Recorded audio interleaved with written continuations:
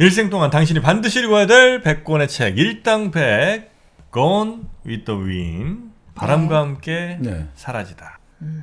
요 책을 저희가 드디어 여러분께 소개를 해드립니다. 네. 저희가 1부에서는 스칼렛 오하라의 뭐 부모님 이야기, 스칼렛 오하라의 뭐 잠깐 소개, 그리고 당시의 뭐 남북 전쟁 네. 상황, 네. 당시에 또 남부 쪽의 어떤 분위기 네. 뭐 이런 것도 이제 조금 설명을 좀 드렸고요. 네. 이제 한번 쭉쭉 가볼까요? 네. 이게 사실 스칼렛 오하라 같은 경우는 성격이 이기적이고 허영심이 많고 고집스럽고, 물론 이제 그걸 긍정적으로 보자면 활달하고 아주 매력적이고 쾌활하고 뭐 이렇게 볼 수도 있겠죠.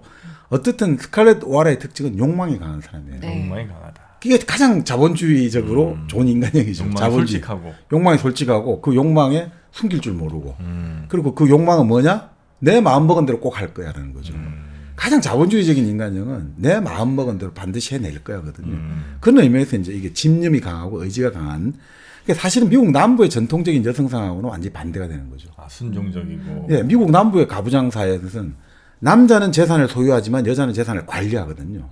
그러니까 남자는 좀 흑인 노예한테 왁하지만 여자는 항상 친절해야 되는 거예요. 노예를 항상 욕도 하면 안 되고 항상 노예를 다독거려 줘야 되고, 그리고 항상 여자는 남편에게 좋은 말을 해줘야 되고. 그래서 미국 남부의 대농장주 부부들은 서로를 미스터, 미시즈 이렇게 서로 경칭을 붙여주는 거예요. 누구누구 씨, 누구누구 부인, 오하라 씨, 오하라 부인 이렇게 하지, 야, 저 이렇게 하면 안 되는 거예요. 여보 뭐 이런 거보다는 항상 오하라 씨, 오하라 부인 이렇게 경칭을 서로 붙여주고. 그러니까 뭐 이런 거죠. 여자들은 우리 이제 조선 때 양반 종갓댁 며느리 비슷한데, 그러니까 가부장사의 특징인 거잖아요. 남자들은 손톱에 가지 하나 박혀도 황소처럼 울부짖는다는 거죠. 아프다고 난리치고. 알겠죠? 그 힘 있는 사람들이니까 난 내 마음대로 감정을 토로하고 발산해 되는 거예요. 내 아프니까 뭐 어쩌라고 이러고 막 하는데, 여자들은 해산을 해가 그 몸이 찢어져 나가는 와중에도 숨을 죽여야 되는 거죠. 절대 이게 소리 지르면 안 돼. 이런 것들 있잖아요. 그러니까 항상 남자들은 항상 여자들을, 어쨌든 그런 여자들을 보호해줘야 된다. 항상 상냥하고 우아하고. 그런데 스칼렛 오하라는 완전히 반대인 거죠. 그러니까 이게 항상 주변 사람들의 질시와 충돌이 있을 수밖에 없는 그런 인간형들이죠. 네. 자, 그래서 이제 결국 내일 바베큐 파티를 하는데 거기서 자기가 좋아하는 사람이 다른 여자하고 약혼을 한다는 소식을 듣게 되니까 결국 이제 스칼렛 오하라는 또 특이하게 회로를 작동하는 거예요. 아니야, 그 사람은 내가 자기를 사랑한 줄 모르고 그 다른 여자하고 결혼하려고 한다. 그러니까 정말 자기 자신감 강하죠. 네. 모든 세상의 남자는 다 나를 좋아할 수밖에 없기 때문에 지금 저 사람이 다른 여자하고 결혼하려는 이유는 내가 내 스칼렛이 바로 애슐리 그대를 사랑하는 줄 모르고 있으니까 저렇게 좌절해가지고 다른 여자하고 결혼하려나 보다. 이렇게 혼자 생각하는 거죠. 네. 그래서 그래 그러면 다음날 알려주려고. 그렇죠. 파티에 가가지고 내가 모든 남자에게 다 애교를 떨어가지고 이 사람의 질투심을 유발한 다음에 둘이 딱 있을 때 우리 도망가자. 이런 식으로 둘이 도망가자. 이런 식으로 내가 막 서프라이즈 이런 계획을 짜기 시작하는 거죠. 자, 그렇게 해서 이제 다음날 파티 가요. 파티를 가게 되는 거죠. 네. 근데 파티 갈 때 이게 또 재밌는 장면 많이 나와요. 이 집안에서는 파티 갈 때 그 농장주 나름 남부 귀족들은 네. 자기 딸들에게 음식을 미리 많이 먹으라고 하거든요. 가서 왜요? 먹지 말라고? 가서 먹으면 안 된다. 가서 그러면 맛있는 아이스크림도 예전에 그래갖고 나 하나도 못 먹었어. 그러니까 지금 안 먹고 갈 거야 이러면, 그렇게 가가지고 뭔가 많이 먹으면 남편을 못 구한다는 거예요. 먹성이 좋은 젊은 아가씨는 남편을 못 구하기 십상이다. 그냥 절대로 많이 먹고 가서 진짜 병아리 눈물만큼만 이렇게 네. 딱 찍어 먹으라 이거죠. 네, 네. 그래야지 사람들이 우아하고 아우 정말 좋다. 조신하게 조신하다. 보여라. 이게 우리나라하고 똑같잖아요. 우리나라도 예전에 결혼할 때 며느리 구할 때 제일 첫 번째 기준 중에 하나가 밥을 적게 먹어야 되는 거예요. 그래야지 밥을 적게 먹고 일을 많이 해야 되는 거예요. 그래야지 집에 도움이 되거든요. 비슷해요, 사실 보면. 약간 연비 좋은 자동차로. 부자면서 참. 그래서 이제 이런 여러 가지 염치도 있습니다만 그 근본적으로 항상 절제를 할 줄 알아야 된다. 네. 그러니까 부잣집 며느리의 특징은 절제를 할 줄 알아야 되고, 음식 탐을 내면 위험하다는 거죠. 그럼 다른 데도 탐을 내거든요. 음식의 욕망이 너무 강하면 다른 데도 욕망을 부릴 수 있으니까 항상 조심해라 이거죠. 네. 또 이렇게 막 이렇게 먹성있게 먹는 게 약간 좀 없어 보일 때가 좀 있어요. 말 조심해라. 아니 나는 어디 가서 되게 잘 네. 먹거든요. 네. 정신없이 먹다 보면 약간 좀 나를 조금 보는 눈이 이게 무슨 예를 들어 무슨 뭐 모임이라고 쳐. 네. 나는 진짜 잘 먹거든요. 네. 왜냐면 이제 별로 그 음식다운 음식을 못 먹을 때 많잖아요. 네. 편의점 뭐 이런 데 하면. 네. 그래서 이제 진짜 무슨 막 요리 있고 이러면 막 엄청 먹는다고요. 네. 한참 먹다 보면 쟤는 여기 뭐 먹으러 왔나. 저렇게까지 이런 눈빛들. 먹나. 네, 그런 걸 제가 느낄 때가 좀 있습니다. 그래도 남자들한테는 좀 관대하잖아요. 아유 참 먹성이 좋고 아유 참 기분 그나마 좋게 잘 좀 먹. 낫죠. 네. 네. 스칼렛이 살던 그때는 여자들이 그렇습니다. 그런 모임 파티에서 많이 먹으면 네. 아주 못나 보이는. 그렇습니다. 네. 자 그래서 그 파티를 갔는데 이 스칼렛을 누군가 많이 쳐다보는 거죠. 음흠. 근데 그 눈빛이 마치 자기의 홀랑벗은 모습을 알기라도 하듯이 그런 눈빛으로 바라보는 남자가 한 명 있는 거죠. 그게 바로 까만 코스튬을 기른 레드 버틀러. 벌써 나오는구나. 근데 그 클라크 게이블이 참 이 책에 나오는 레드 버틀러를 정말 그냥 찍어낸 것 같아요. 아, 그래요? 뭐 비비안 리도 마찬가지입니다만 그 비비안 리 같은 경우도 이제 좀 고양이상 미녀작품이에요. 네. 참 여기서 보면 아주 그 욕망이 강하고 집념이 강한 그거를 좀 잘 보여주는 것 같거든요. 그런 느낌이 많이 들어요. 참 캐스팅을 잘한 것 네, 같다 네, 네. 이런 생각이 드는데 비비안리는 근데 이 영화 말고 다른 데도 좀 나왔나요? 워털루 브릿지 애수라는 영화 아, 그 로버트 테일러하고 아주 유명한 영화예요. 아 그렇습니까? 좀 비련의 주인공 거기서 그렇게 나왔는데 네. 워낙 이 영화가 유명하다 보니까 네. 네. 다른 영화는 잘 기억이 잘 안 나서 네. 다른 영화도 꽤 나왔군요. 네. 네. 그 로렌스 올리비에라고 아주 세기의 어떤 연애를 하고 결혼을 했는데 영국의 아주 비비안리가? 영국의 아주 유명한 배우죠. 결국 이제 이혼하고 여러 가지 정신적으로 좀 많이 아팠어요? 예, 아파가지고 결국 좀 일찍 죽은 거죠. 예. 비비안리가? 네, 비비안리는 40대 중반쯤에 죽은 거예요. 아이고야. 그렇습니다. 네. 네. 자 그렇게 해서 이제 결국 이제 레드 버틀러가 나오고 자 자기가 결심한 대로 이제 애슐리 자기가 사랑 애슐리가 결혼하는 여자가 멜라니거든요. 그 멜라니 오빠한테도 추파를 던지는 거예요. 멜라니 오빠 찰스한테도 추파를 던지는 거죠. 그러니까 오늘 여기 온 남자는 다 내한테 녹아야 돼 이런 식이었던 거죠. 자 그리고 그때 이제 당시에 파티를 이렇게 하고 또 저녁에 무도회 하고 뭐 이렇게 하는 중간에 휴식 시간이 있더라고요. 그래서 그 집들이 워낙 넓고 방이 많으니까 침대마다 이제 그 초청받은 처녀들이 그 파티복을 벗고 일종의 속옷만 입고 침대에서 좀 쉬는 일종의 거예요? 오침 약간 수면을 취하는 거죠. 쉬고 그런 다음에 한 몇 시간 쉬고 다시 저녁에 파티를 무도회를 해야 되니까. 근데 그때 이제 살짝 빠져나와 가지고 애슐리를 서재로 데리고 가가지고 사랑 고백하는 거죠. 뭐 그런 것들 이미 있잖아요. 약혼한 사람을 그렇죠. 그러니까 뭐 여기는 직진이죠. 돌직구고 여기는 이것저것 안 따지는 스타일. 내가 원하니까. 그러니까 애슐리도 그럼 명확하게 말해줘야 되는데 나는 당신의 마음과 영혼을 모두 원하지 않아요. 이렇게 나와요. 어휴. 그게 말이 좀 묘하잖아요. 당신의 마음과 영혼을 모두 원하지 않는다. 너무 확고한 거절이다. 아니 육체는 원한다는 거잖아요. 이게. 몸과 마음. 아니 마음과 영혼을 모두 원하지 않는다. 그러니까 마음과 영혼을 모두 원하지. 모두 싫다는 거야 아니면 둘 중에 하나만 있으면 된다는 거예요? 아니 그러니까 마음과 영혼은 같다고 봐야 되잖아요. 네. 그러니까 아. 약간 여지를 주는 거잖아요. 몸은 관심이 있는데 이런 거잖아. 마음과 영혼은 나는 됐어요. 네. 마음과 영혼은 됐어. 그리고 이런 이야기도 해요. 당신은 나의 몸과 모든 걸 다 원하는데 나는 어느 누구에게도 나의 전부를 줄 수 없다. 이렇게 나오거든요. 자기 지금 오늘 약혼하고 결혼하는 사람은 있는데도 나는 어떤 사람에게도 나의 모든 걸 안 준다. 라는 식으로 또 여지를 남기잖아요. 그죠? 애슐리가 네. 이 양반도 보통분이 아니네. 안 넘어가는 느낌이던데. 제가 봤을 때는 애슐리는 절대 스칼렛에게 안 넘어가는 느낌. 아니요. 근데 이제 나중에 보면 좀 조금 약간 그렇지는 여지가 않아요. 있어요. 네. 그래서 결국 이제 또 그러면서 스칼렛 칭찬해 준단 말이죠. 당신은 깊은 정열을 지니고 있고 내가 갖지 못한 그런 걸 갖고 있고 막 이렇게 흰손이 잘해주고 하니까 결국 스칼렛은 아주 정열적인 사람 아닙니까? 바로 뺨을 후려 갈겨버리는 거죠. 왜요? 나를 거절한 애는 네가 처음이야 이런 거예요. 아니 그러니까 너 참 비열하다 이거죠. 멜라니하고 결혼한다면서 또 지금 나를 좋아는 한다. 근데 뭐 이런 거를 다 원하지 않는다 이러니까 너 얼마나 비열한 놈이냐. 그러면서 뺨을 때리고 그 다음에 분이 안 풀리잖아요. 그래서 애슐리가 나가고 나서 거기 꽃병이 있는데 꽃병을 들어가지고 그냥 집어 던져버리거든요. 벽 쪽으로.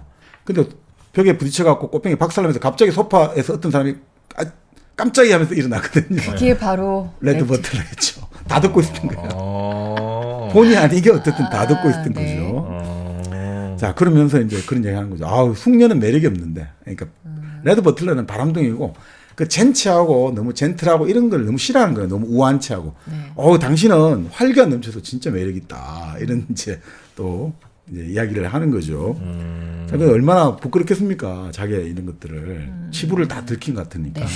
자, 그 와중에 다시 이제 그 쉬려고 올라가는데 이제 여자들이 험담하기 시작하는 거죠. 아유, 오늘 저 스칼렛 하는 여우짓 봐라 이거지. 저 모든 남자 다 꼬시려고 막 하면서 욕을 하는데 그래도 멜라니는 변호를 해주는 거예요. 멜라니하고 자기는 뭐 잘 본 적도 없고 별로 우리 자기는 멜라니를 싫어하는데 멜라니는 아니라고 왜 그렇게 생각하냐고 참 착한 사람으로 나와죠.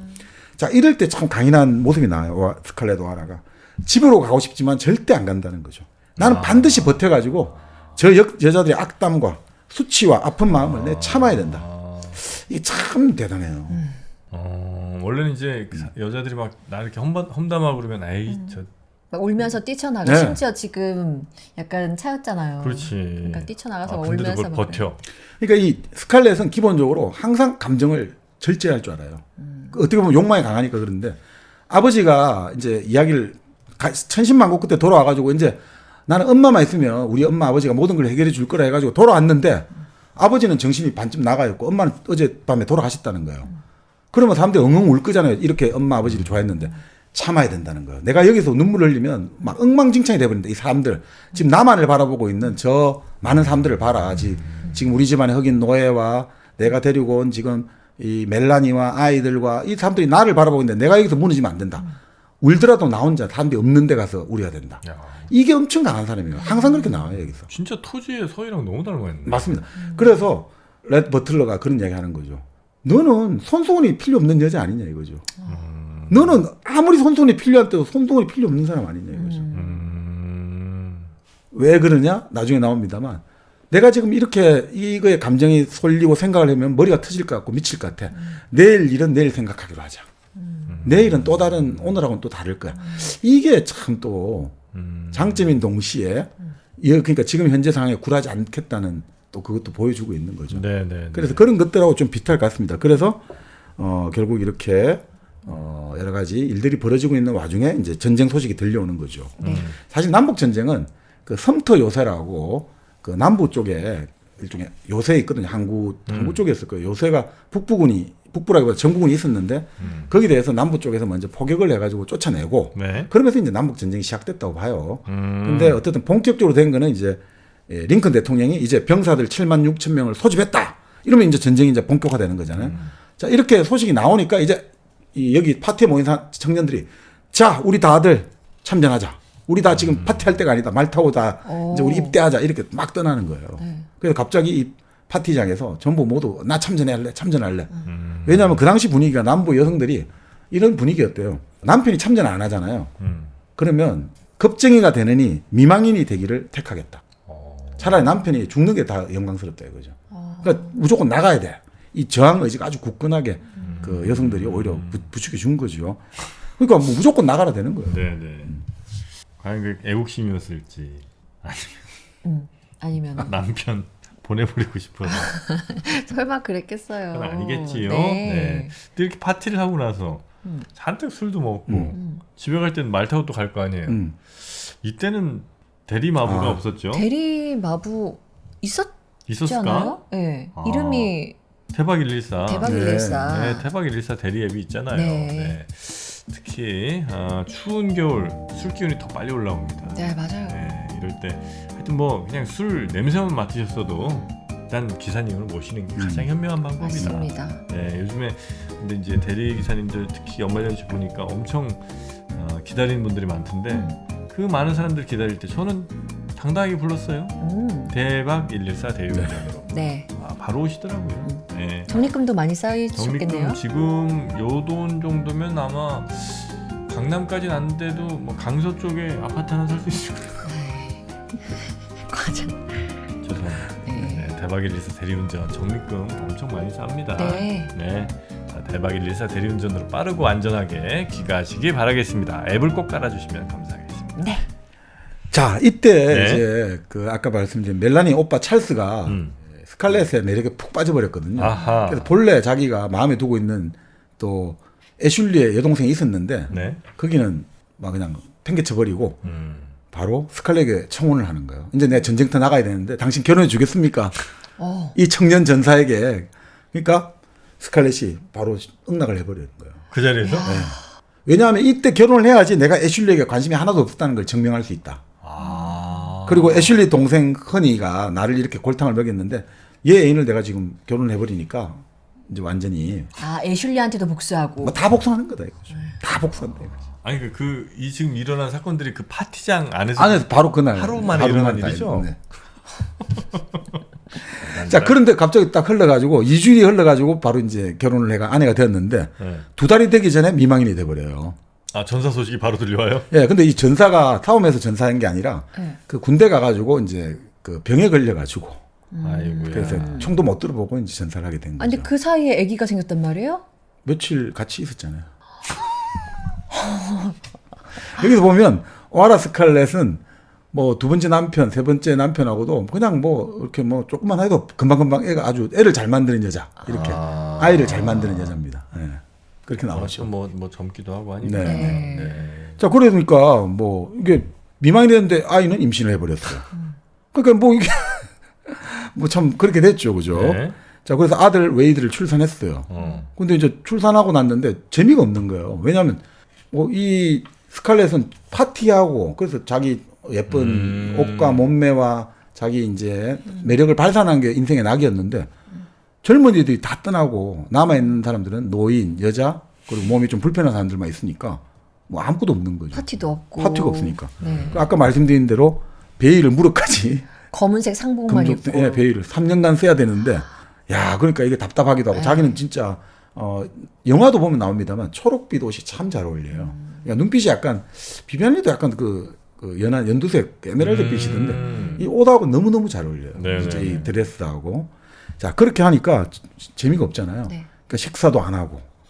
자, 그러니까 이게 사람들이 아우 옆에서 병 나겠다, 큰일 나겠다 해가지고 의사가 이럴 때는 환경을 바꿔야 된다 해가지고 그러면 시고모가 있고 신우, 멜라니가 있는 바로 애틀란타로 떠나게 됩니다. 애슐리는 거기에 있어요? 애슐리도 군대 갔죠. 다 군대 갔으니까 젊은이들. 아, 그때. 예. 예, 그러니까 어쨌든 신우이잖아요. 네. 자기 결혼한 저기 남편의 누이 동생이니까 신우이인 멜라니하고 시고모, 피티 고모하고 이렇게 있는 애틀란타로 이제 가게 되는 거죠. 네. 그러니까 여기서 이제 도시 생활이 시작되는 거죠. 그러니까 사실 여기 뭐 중심을 보면 타라하고 애틀란타예요. 전원 농장인 타라와 도시인 애틀란타. 그 재미있는 게 스칼렛은 이 작품의 설정이 애틀란타라는 지역이 애틀란타라는 이름을 명명된 게 1845년이고 이 소설에서 스칼렛이 태어난 해도 1845년 같은 걸로 예, 이렇게 같이 명명을 시켜놓은 거죠. 네. 그러니까 오니까 재밌는 거예요. 도시잖아요. 시골하고 도시 다른 게 도시는 흥성흥성하지 않습니까?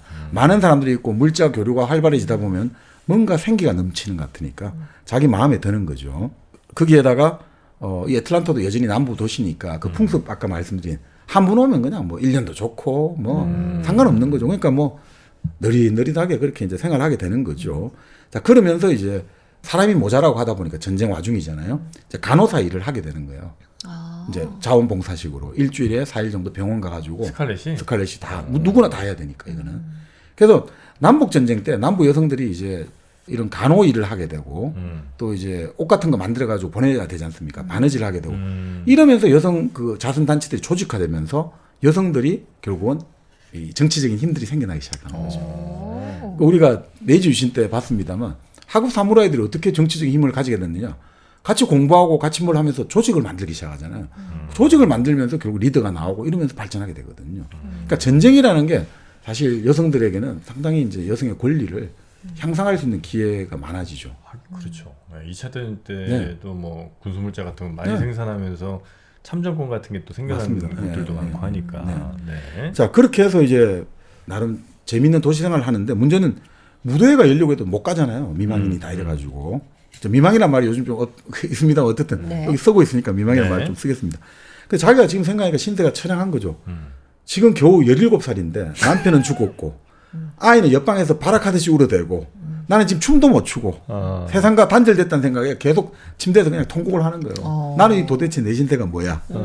자, 그렇게 해서 오늘 멋진 이제 무도회, 바자 무도회, 이제 그 남군의 무기를 만들고 이런 여러 가지 돈을 필요하잖아요. 전비가. 그래서 네. 그걸 바자에 열고 이래가지고 펀딩을 하는 걸 행사를 하는데 자기는 갈 수가 없으니까. 네. 근데 마침 기회가 생기는 거죠. 매점을 누군가 봐줄 사람이 없어가지고 매점을 가서 점원을 해줘야 되는 거예요. 자원봉사로. 자, 그래 가니까 아우 나는 가겠다고. 이거 얼마나 좋은 일이냐. 사실은 이제 춤추는 거 보고 싶은데.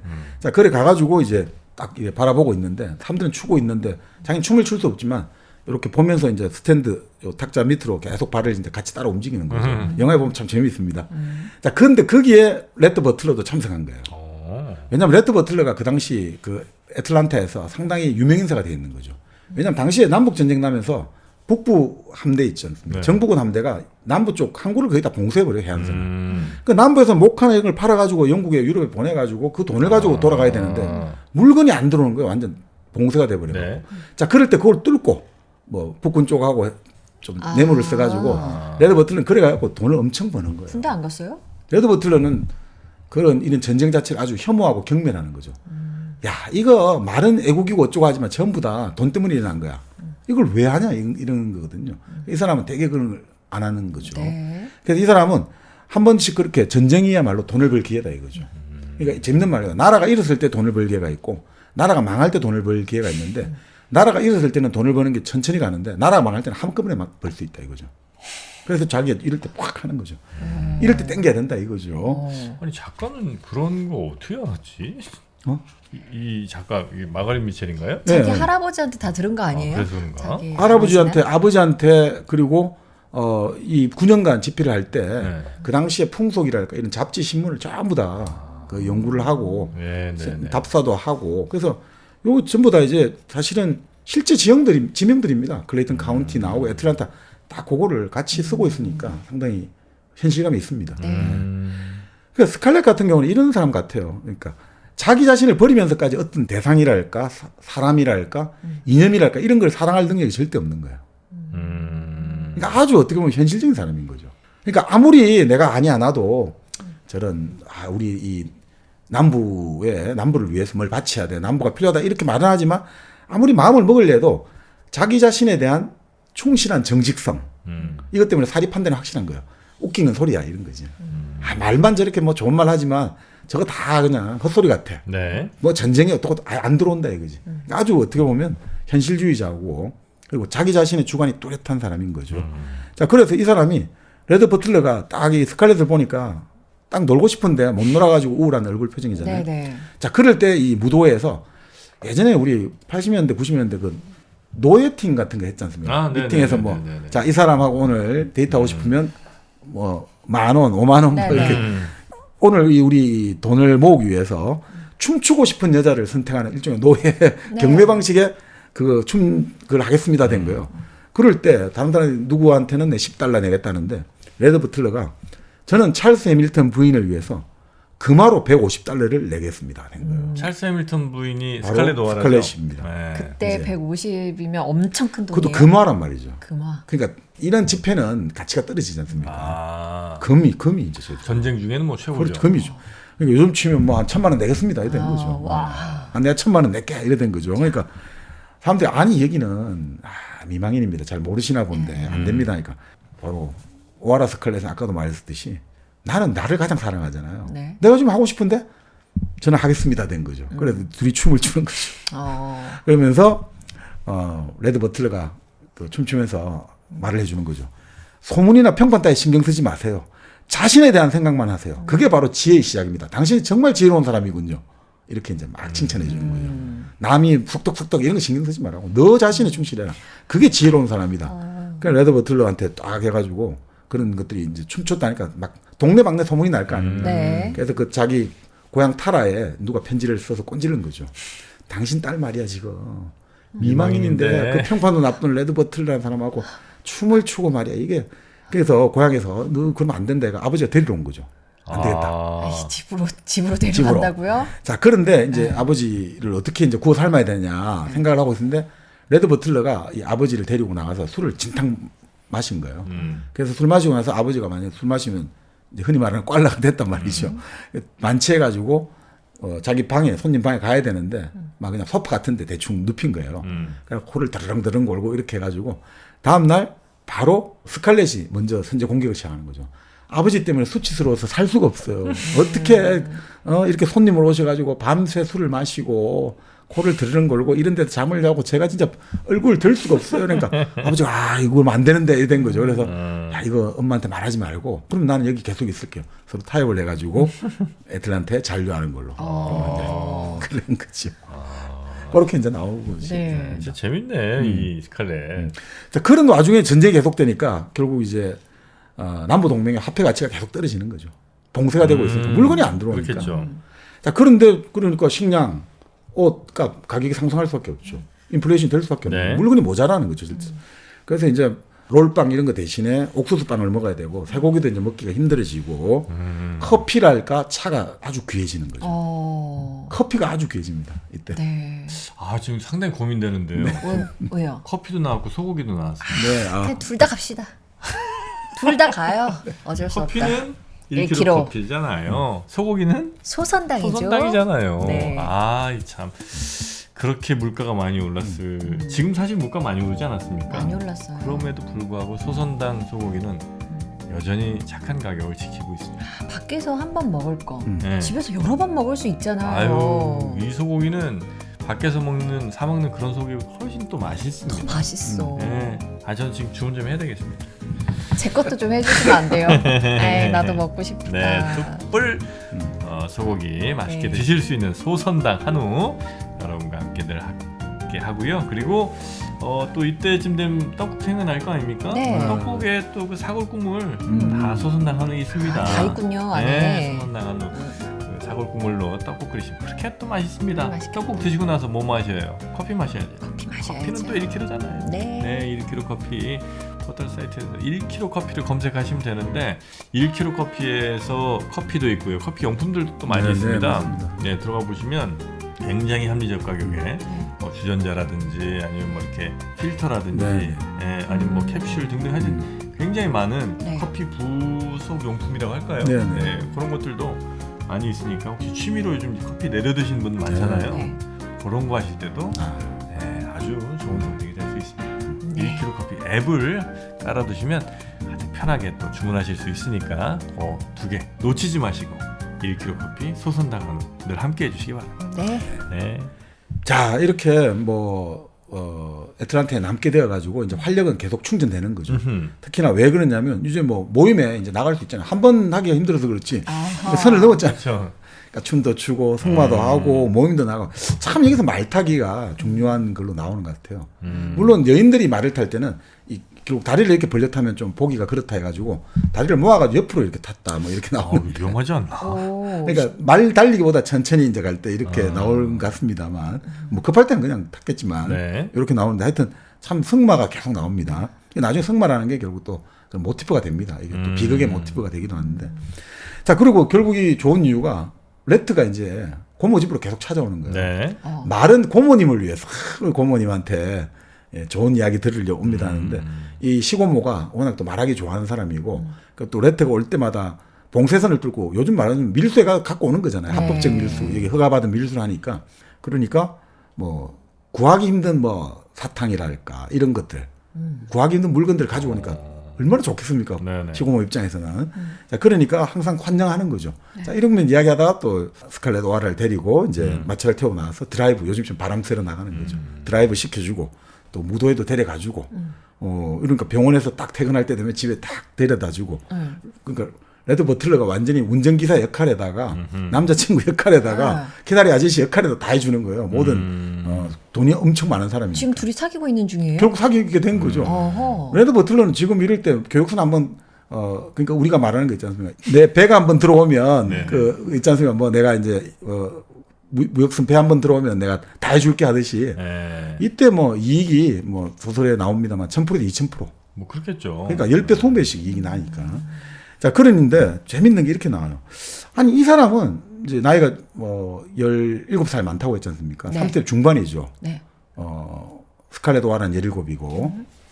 자, 그런데 정말 분노를 자극하는 여자의 분노를 자극하는 모든 요소를 다 갖고 있는 사람이란 말이죠. 말을 그 정말 이렇게 교묘하게 조롱하고 놀리고 그리고 어떤 뭔가 이 사람을 화나게 한다는 말을 해도 넘어가지 않는 거예요. 그러니까 절대 화를 안 내는 거죠. 아, 이 남자 도발을 안 넘어가는 거예요. 약 올리려고 해도 그냥 다 받아치는 거죠. 대신 이제 여자들 약 올리는 말은 잘하고. 네. 그러니까 미치는 거죠. 네. 어떻게 저 남자를 좀 나를 좋아하게 만들어서 뻥 한번 차버리고 싶다 이런 막 욕망이 샘솟는 거죠. 자, 근데 재밌는 게 문제는 근데 자기가 싫은데 그 사람이 방에만 들어서도 육체적 충격을 받는다고 나와요. 방에만 딱 그 사람이 들어오기만 해도 자기 몸이 뭔가 육체적인 충격을 받는다는 거죠. 무슨 말이냐면 마치 어떤 사람을 사랑할 때 그 생리적 반응이 나타나는 거예요. 뭔가 흥분감이 지속되고 그런 느낌들 있지 않습니까? 계속 뭔가 그런 것들이 결국 사람 좋아하면 막 안절부절 못하게 되고 이런 거잖아요. 그러니까 이런 게 이렇게 나오거든요. 육체적 충격을 받았고 흥분감이 지속된다 이렇게 나오는데 이게 영화의 그 닥터 지바고도 그런 대목을 묘사하고 있거든요. 영화적으로 닥터 지바고하고 지바고 사랑하는 라라가 그 전철 같은 걸 탔단 말이죠. 서로 모르는 사이예요 지금. 그래서 서로 등을 그 마주대고 있는 거예요. 이렇게 쓰고 뒤에 쓰고 해가지고 등만 서로 마주대고 있거든요. 네. 근데 등이 딱 서로 마주대자마자 찌릿찌릿. 그 전차가 스파크에 나고 전차가 전등이 끊어지가 중단되는 거예요. 운행이 중단돼 버리는 거예요. 그러니까 둘이는 모르는 사이라도 둘이 등만 닿아도 모르는 사이도 우리 이 스파크에 나가지고 이 전차 운행을 중지시킬 만큼 서로 육체적인 생리적인 강력한 뭔가 있다 이걸 영화적으로 보여주는데 네. 뭐 여기도 보면 이제 그런 식의 대목인 거죠. 이 사람 나 너무너무 싫어하는데 내 몸은 반응을 하는 거죠. 이 사람이 뭔가 내가 좋아할 때의 어떤 느낌이 난다. 이렇게 이제 되는 거죠. 자, 그들은 나중에 이제 이 사람 자기 이야기를 해주는데 자기 집안도 좋은 집안이에요.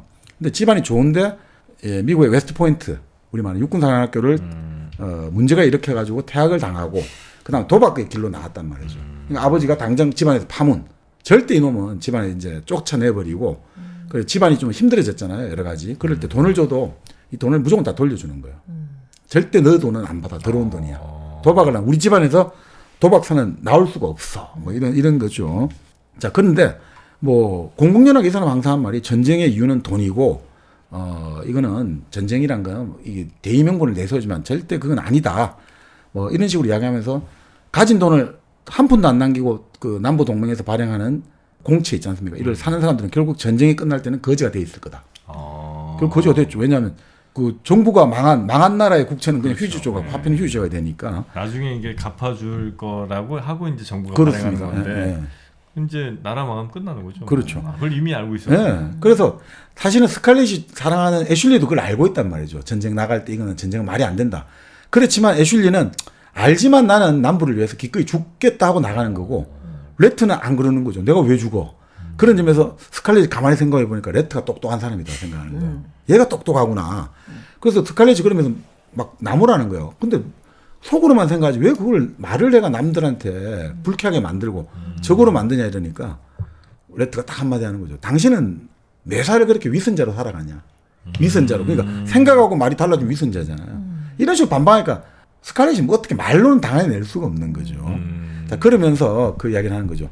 스칼렛이 그래도 영국이 우리를 돕지 않겠냐고. 영국은 우리 목화가 필요하고 우리가 교역하고 있으니까 영국이 이제 우리를 도와주러 올 거다.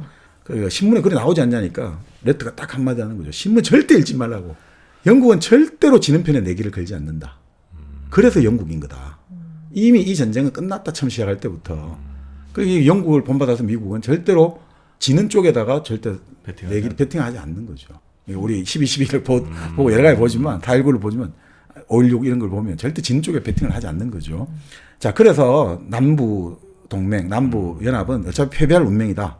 나는 돈을 지금 충분히 벌었고 그걸 다 황금으로 바꿔갖고 지금 영국 은행에 다 넣어놨다. 이제 결국 전쟁이 끝나면 나는 그 돈 찾아오면 되는 거다. 그럼 나는 요즘으로 치면 몇백억 부자가 돼 있는 거다. 이렇게 이제 알려주는 거죠. 그러면서 우리 남부는 너무너무 낡아 있다. 중세의 봉건사회다. 이만큼 오랫동안 온 게 신기할 정도다. 이런 체제는 지금 없어져야 되고 지금 없어지고 있는 거다. 라면서 너도 그러니까 이 세상 돌아가는 걸 똑바로 알아야 된다 말하니까 아유 그렇지만 난 돈 많아요 이런 거야. 스칼렛 오라 입장에서. 우리 아버지가 돈 많이 모아놨거든요. 우리 아버지 땅도 많고 돈도 많아. 우리 아빠 돈 많아. 그리고 우리 남편 죽은 남편 재산도 어마어마해. 여기 지금 애틀란타에 땅도 많아. 그러니까 딱 또 레트가 한마디 하는 거죠. 프랑스의 귀족들도 단두대에 오를 때까지 니하고 똑같은 생각을 했다. 그러니까 항상 말이 근데 반박할 수가 없어요. 너무 맞는 말만 해가지고 프랑스 귀족도 단두대 오를 때까지 똑같은 이야기했다. 아이고 난 땅도 많고 돈도 많고 금도 많아서 누가 나를 사형시켜. 근데 다 죽었다. 하루아침에 프랑스 귀족 재산 다 뺏기고 다 망명해버렸잖아요. 그러니까 그런 시기다 인 거죠. 네. 자 그러면서 이제 뭐 유혹을 녹색 모자 선물도 주고 그리고 뭐 그러면서 또 그 거리에 좀 몸 파는 여인으로 소문 높은 여인에게도 레드 버틀러가 이제 뭐 선물을 많이 주고 드나 든다더라 이런 이제 평판이 또 같이 들리면서 여러 가지 지금 이제 레드 버틀러에 대한 양가적 감정을 가지게 되는 거죠. 그 사실 근데 이런 것 같아요. 정말 사랑하는 사람은 사랑 그 자체로는 사랑이 완성 안 된다고 하거든요. 미움이 깔려 있어야지 사랑이 좀 더 깊어진다고 하죠. 사실 좀 그런 측면이 있거든요. 측면이 있죠, 그죠. 그러니까 왜냐면 사랑 자체로는 모두 그게 안 채워진단 말이죠. 약간 미움이 들어가야지 깊어질 수밖에 없거든요. 이게 그래 우리가 그래서 양가 감정이라 하잖아요. 이 정오심도 좀 깔려 있고 이렇게 될수록 이게 쉽게 안 변해요. 네네네. 좋아만 하는 거는 어느 순간에 확 가버리는 건데. 감정의 폭이 훨씬 더 커지는 거죠. 네. 그러면 오히려 이 상황이 변하더라도 이 사람을 수용할 수 있는 폭이 지금 넓어졌기 때문에 쉽게 안 변하는 거예요. 네네. 그래서 레드 버틀러랑 결혼해요? 아니요, 곧 결혼하기까지는 좀 시간이 걸리고요. 원래? 근데 이제 네. 결국 뭐 진다 하는데 1863년 여름에는 희망이 샘솟는 거예요. 남부군에서. 왜냐하면 그 유명한 리 장군이잖아요. 리 장군이 펜실베니아로 진격에 들어가는 거예요. 네. 지금까지 전쟁 때는 전부 다 남부주였거든요. 그러니까 테네시라든지 남부 캐롤라이나 버지니아 이거였는데 이제 북부의 거점 펜실베니아로 치고 올라갔단 말이에요. 거기 하면 마지막 최후의 일격 정도 아니었어요? 그게 바로 게티스버그 전투입니다. 네. 거기서 이겼다면 뭐 역사의 흐름은 바꿔졌지만 거기서 완전히 대패를 하는 거죠. 그래가 어마어마하게 많은 희생을 낳게 됩니다. 그러면서 이제 완전히 이제 더 이상 이 전쟁은 여기서 끝난 거죠. 네네. 그러니까 결국 이제 그런 이야기 나오니까 사람들은 야 그래도 이제 뭐가 되지 않을까 했지만 이제 게티스버그 전투가 졌다고 하고 사망자 명단이 나오기 시작하는데 이제 친구들 다 죽은 거예요. 같은 그 파티에서 같이 그렇게 놀았던 어릴 때의 친구들 누구 아들 옛날에 내하고 사귀어가지고 밤샘 우리 도망치자 했다가 다시 돌아온 그 애인 뭐 누구의 남편 누구의 오빠 막 줄줄줄줄 다 죽는 거죠. 그리고 탈턴 집안이라고 그 친한 데는 사형제가 다 죽어버린 거예요. 어휴. 우리 라이온 일병 구하기에서 3명 죽고 네. 라이온까지 죽으면 안 된다는데 사형제가 다 죽고 막 이런 식으로 나오는 거죠. 자 이럴 때 결국 애슐리가 2년 만에 휴가를 얻어서 나온 거죠. 그래서 애슐리가 애틀랜타 본래 이제 자기 처가 쪽 집이었죠. 네. 이쪽에 와가지고 이제 있으니까 뭐 같이 있다가 귀대를 할 때 또 사랑 고백을 하는 거예요. 어허. 이 아주 정렬의 예의이지 않습니까? 결혼을 하든 뭐 내가 애를 있든 상관 안 하는 거예요. 나는 너를 좋아해. 이러니까 또 멜라니를 좀 돌봐줘라. 너는 강하지 않느냐. 그래서 거절당하면서 그걸 좋아. 내 그 약속은 지키마 된 거죠. 자, 그 와중에 이제 조지아의 전투가 벌어지기 시작하는 거죠. 그 조지아까지 이제 들어오게 되면 이제 남부도. 끝나는 거죠. 네. 그러니까 이게 전쟁이 되면서 이제 먹고 살기는 힘들어지고 물자가 없으니까 그리고 멜라니는 그 와중에 휴가 나온 와중에 또 임신을 한단 말이죠. 어허. 전쟁 중에도 전쟁 중에 본래 열심히. 임신이 잘 왜냐면 돼. 왜냐면 생존 본능이 난 더 많은 내 DNA를 남겨야겠다 이런가 봐요. 근데 문제는 이제 애슐리가 실종됐다는 연락이 온 거예요. 실종이 됐다. 전투에서 정찰 나갔다가. 아이고. 나중에 보니까 이제 포로로 이제 잡혀갔다. 뭐 이런.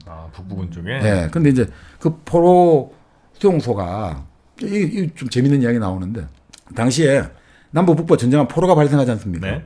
그런데 남부군이 북부군을 포로로 잡았지 않습니까? 그러면 이제 포로 교환 협상을 하자고 할 거 아닙니까? 근데 당시 이 책에 따르면 링컨 대통령은 절대 포로 교환 협상 하지 말라고 했다는 거예요. 왜냐하면 포로로 잡혀가지고 남부에 물자를 축내라 이거죠. 남부에 북부 군사가 포로로 잡혀갖고 남부에 계속 물자 축내라 이거죠. 어차피 이건 물량전이고 물량전이니까. 우리가 바다만 잘 틀어막고 있으면 남부는 알아서 무너진다는 거죠. 고사되니까. 네.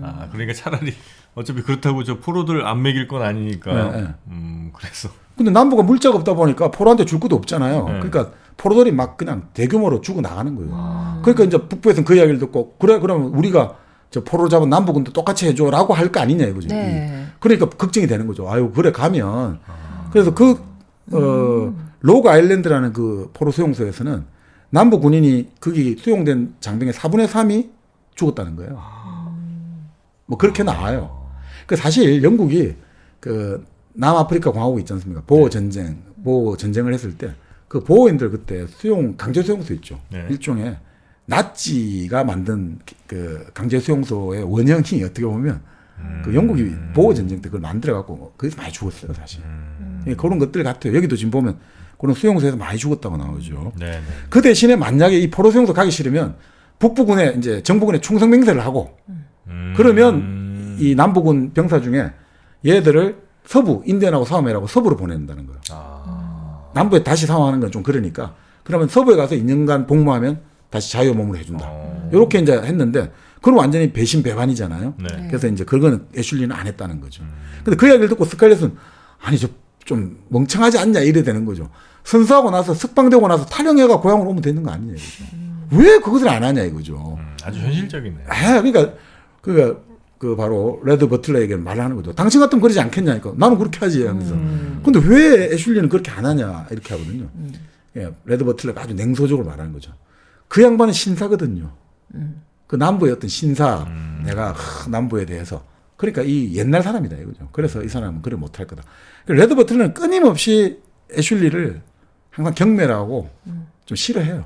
연직이니까. 네. 자기가 아무리 이 여자를 좋아해도 이 여자 마음 속에 애슐리가 있다 생각하니까 그런 거겠죠.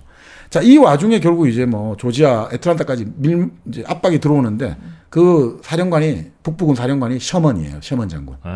우리 2차 세계대전 때 셔먼 전차. 네네네. 뭐 5만 대가 만들어졌다는 그 셔먼.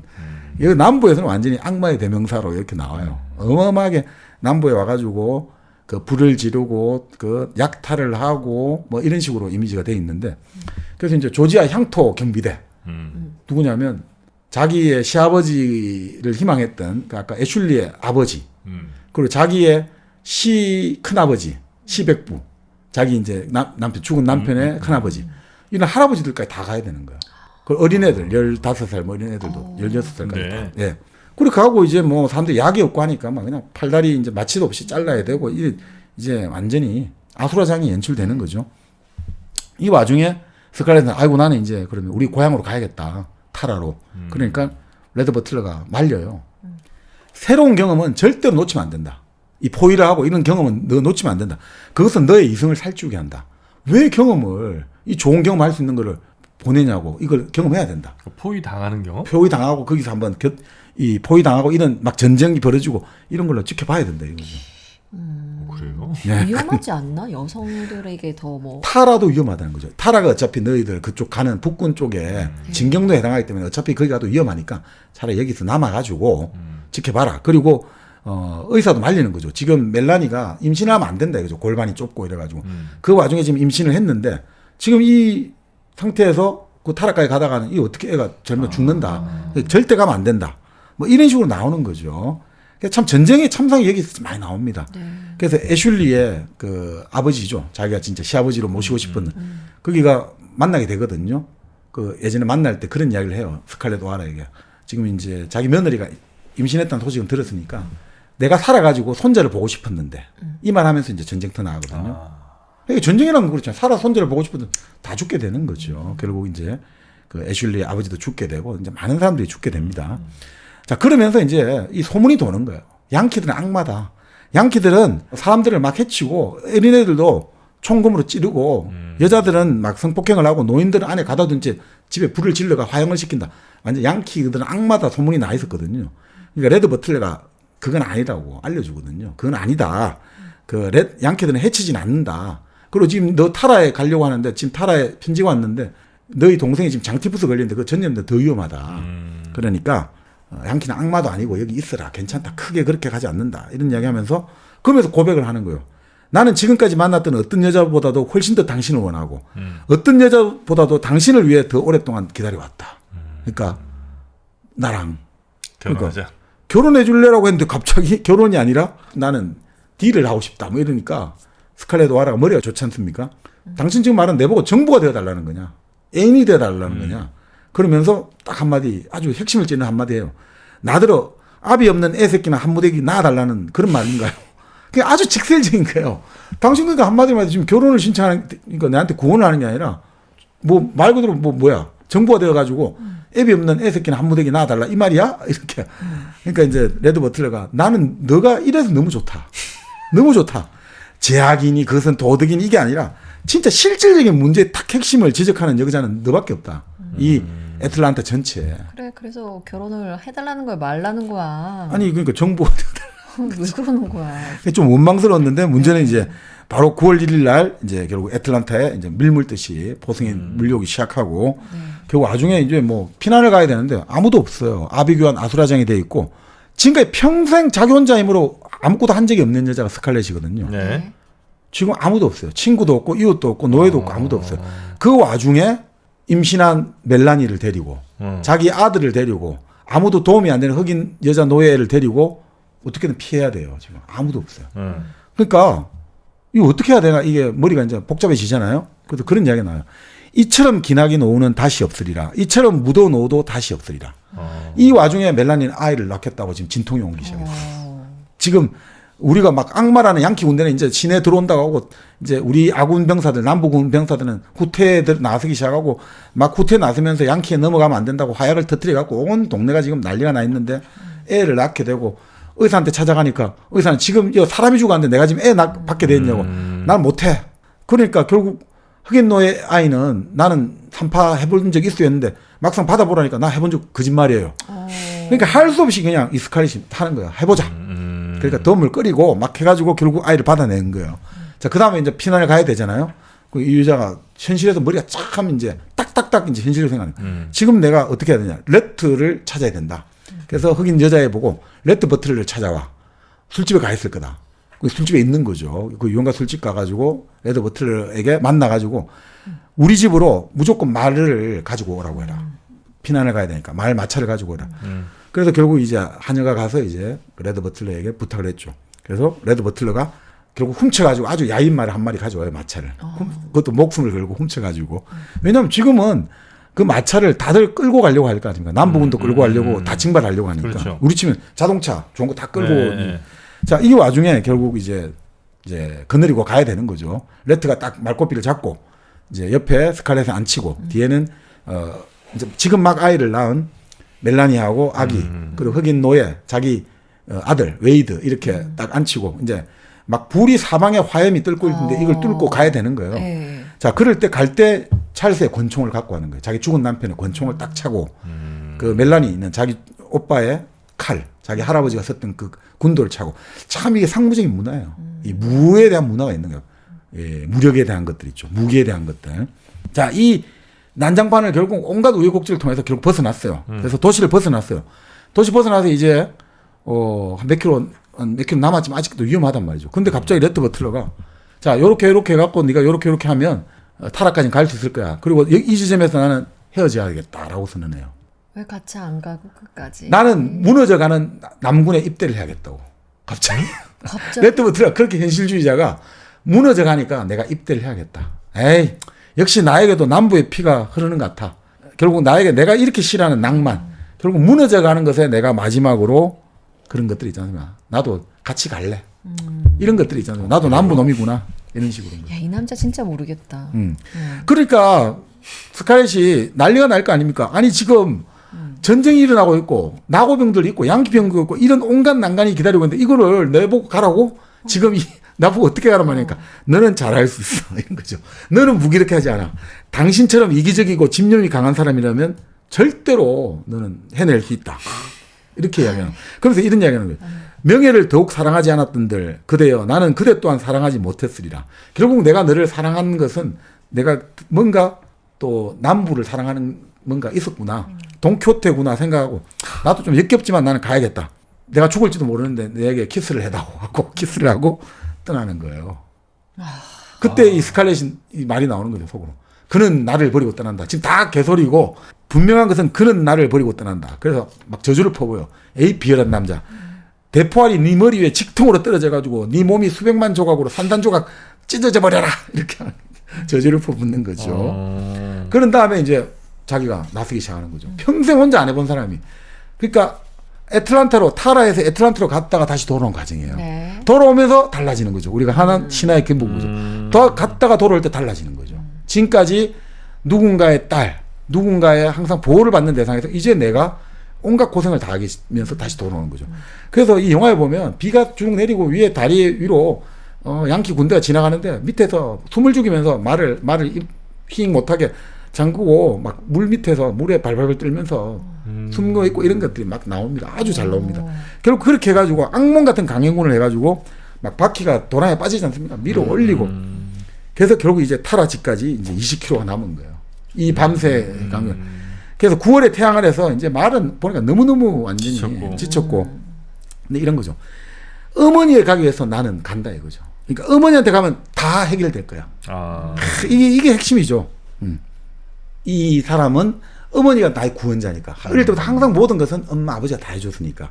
그러니까 엄마한테만 가면 모든 문제 해결될 거야. 라고 이제 그게 없으면 못 가는 거예요, 사실은. 그게 만약 없이 엄마가 죽었다는 소식 들었으면 못 나갔을 거예요. 엄마가 반드시 있고 엄마가 있기 때문에 나는 갈 수가 있다고 생각해야지 이 고난을 뚫어낼 수가 있는 거죠. 그래 갔는데 이제 가다가 이제 소 한 마리를 횡재를 하는 거죠. 이제 우유도 필요한데. 그러니까 이 여자가 현실적으로 머리가 돌아간 거예요. 소가 있는데 아이고 버리고 이런 게 아니라 소가 있으면 지금 애를 낳았잖아. 지금 근데 멜라니는 전혀 젖이 나오지 않을 거고. 그러니까 저 소를 가지고 우유를 해야 된다. 자, 쟤를 어떻게 묶어가지고 천을 쭉 찢어가지고 옷을 찢어갖고 뿔을 걸어가지고 마차에 연결해갖고 또 끌고 가고.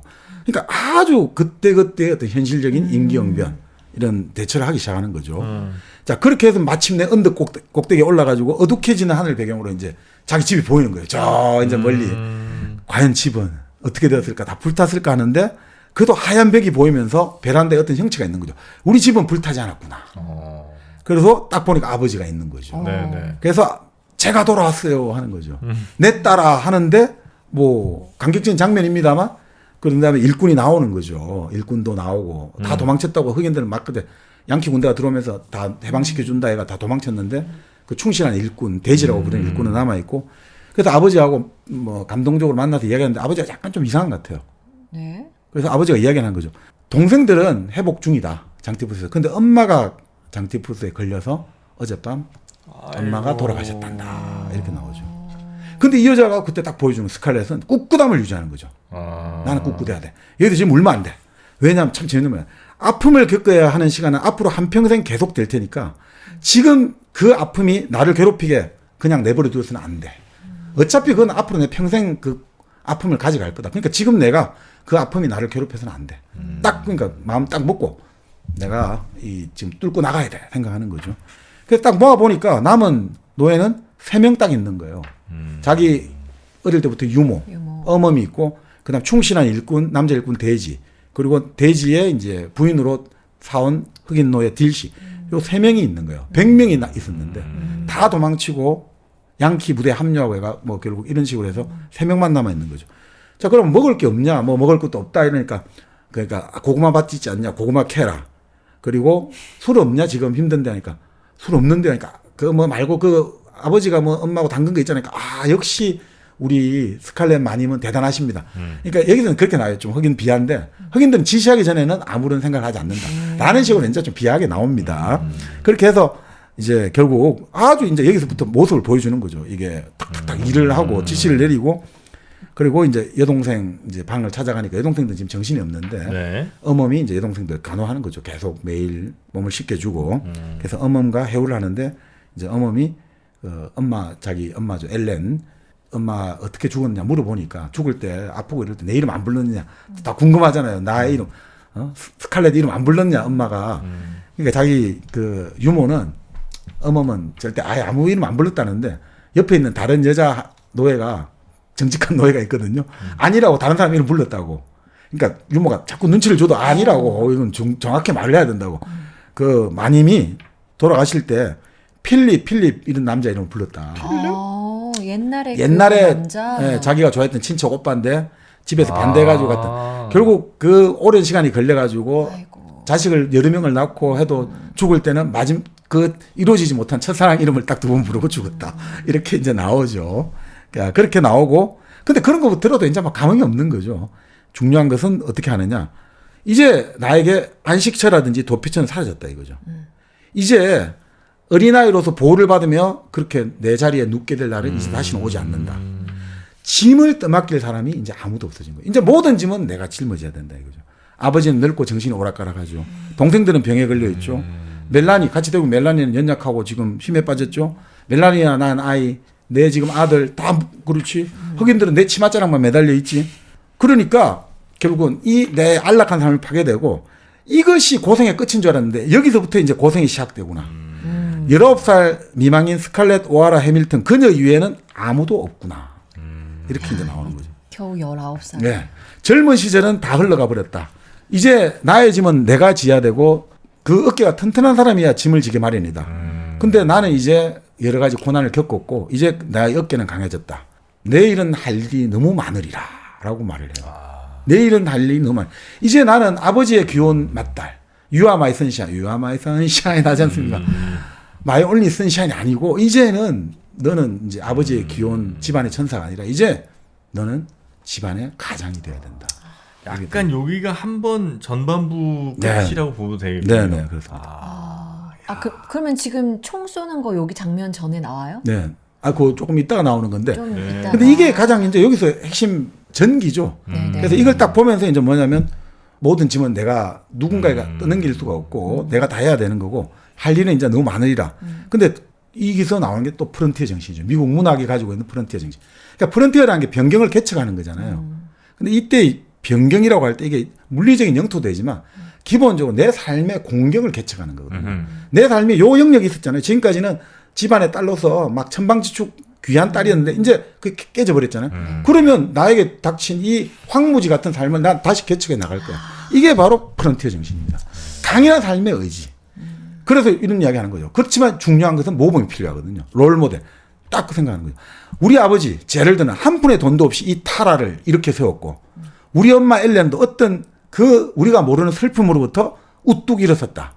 우리 엄마 아버지 모두를 짓누르는 역경에 시달렸지만 짓눌리진 않았다. 그 사람들은 우는 소리를 하지 않았고, 그들은 싸웠다. 그리고 그들이 죽을 때는 기진맥진하긴 해도 목마름은 그대로 간직한 채 죽었다. 우리 그 유명한 잡스의 이야기죠. 스테이 헝그리, 스테이 풀리시. 바로 여기입니다. 항상 목마름을 간직하고 죽으라. 죽을 때까지 목말라야 된다. 죽을 때까지 너는 항상 목이 마른 채로 배가 고픈 채로 죽어야지. 아이고 나는 다 이뤘다. 나 만족다. 이렇게 하면 안 된다. 우리는 무조건 나아가고 개척하고 투쟁하고 투쟁의 한가운데 너의 마지막 숨을 거두어라. 내쉬어라. 이렇게 되는 거죠. 이게 바로 왜 스칼렛 오하라가 이렇게 사람들이 좋아하느냐. 바로 이런 강인한 의지를 보여주는 거죠. 네네네. 물론 이 뒤에 훨씬 더 또 많은 이야기들이 남아 있습니다. 네. 네, 그러나 저희가 뭐 어떻게 책이 워낙 긴 걸. 네. 예, 뒤에 이야기는 여러분의 댓글을 좀 보면서 네. 저희가 한번 좀 판단을 좀 해보겠습니다. 네. 여튼 뭐 네. 이 전반부만 하더라도 너무나 네, 흥미진진하고 뭐 이제 이 이후로는 좀 더 적극적이고 자주적인 네. 그런 스칼렛 오하라의 모습이 이제 쫙 나오겠군요. 거기에다가 이런 거죠. 우리가 이 주제들 있지 않습니까? 우리가 모비딕도 했습니다만 네. 노인과 바다는 아직 안 했습니다. 모비딕하고 노인과 바다에 이제 도동을 선생님이 말하는 미국 문학의 주제. 자, 거대한 세계에 부딪힌다는 거예요. 그런데 부딪혀가지고 결국 남는 것은 허무지만 그럼에도 불구하고 부딪힌다.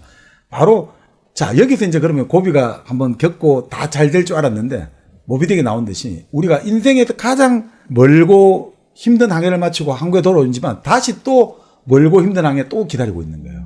여기서 또 새로운 또 모험과 또 새로운 고난이 기다리고 계속 그것의 연속인 거죠. 그러니까 결국은 스칼렛 오하라에게 짊어진 짐은 아무도 대신해 줄 수 없는 거죠. 일본의 도쿠가와 막부를 만든 도쿠가와 이에야스가 죽을 때 그런 유언을 남겼는데 인생이란 무거운 짐을 짊어지고 가는 먼 길과 같다 이렇게 했거든요. 그 짐을 아무도 대신해 줄 수 없는 거예요. 그냥 네네. 사람은 다 무거운 짐을 짊어지고 길을 갈 수밖에 없다 이거거든요. 똑같은 이야기입니다. 그러니까 이 미국 문화의 주제는 네가 길을 가서 이것으로 이제 난 다 했지가 아니라 또 새로운 고난이 시작된다. 근데 또 견뎌내면 되고 이겨내면 된다. 그래서 결국 나중에 그것이 하나의 어떤 모비딕에 나오는 AF 선장이 그 모비딕에 그 끌려가잖아요. 그 10년 속으로 끌려가고 노인과 바다에서 그 참치를 잡았습니다만 뼈만 남았지만 그럼에도 불구하고 우리는 허무에도 불구하고 우리는 이 광활한 우주에 도전을 했고 우리는 허무에도 불구하고 우리는 도전했다. 이게 이제 미국 문화의 주제고 이거하고 맞닿아 있는 것 같습니다. 네. 나아가야 됩니다. 전 허무하면 못 참을 것 같은데. 아니야. 그래도 나가야 돼. 네. 예. 우리는 설령 누가 인정하지 않더라도 끊임없이 나아가야 합니다. 네. 나아갑시다. 저는 여러분이 댓글 안 달아주면 안 갈래요? 허무하단 말이에요. 무댓글, 무풀에도 우리는 꿋꿋이 나아가야 됩니다. 네. 네. 얻는 것이 하나도 없더라도 그래도 꿋꿋이 저희는 나아가겠습니다. 맞습니다. 네. 네. 여튼 지금 바람과 함께 사라지다의 대략 한 절반 정도 전반부를 오늘 저희가 소개를 좀 해드렸고요. 네. 워낙 이제 긴 또 장편 소설이다 보니까 뒤에 얘기들이 좀 남아 있는데 그거는 저희가 곧 다시 한번 설명 또 소개를 해드릴지 아니면 네. 좀 시간이 지나서 나머지를 소개를 해드릴지는 한번 저희가 댓글 보면서 네. 결정하도록 하겠습니다. 자, 오늘도 전 너무 재밌었습니다. 저도 재밌었어요. 네, 바람과 함께 저희도 사라지겠습니다. 네. 네, 댓글과 함께 여러분도 많이 응원해 주시기 바라겠고요. 저희는 다음 시간 다시 찾아뵙도록 하겠습니다. 어지간하면 좋아요 한 번씩 눌러주시고 혹시 구독 안 누르신 분 계시다면 누르고 네. 주무시면 감사하겠습니다. 감사하겠습니다. 다음 주에 뵙겠습니다. 함께해 주신 여러분 고맙습니다. 고맙습니다.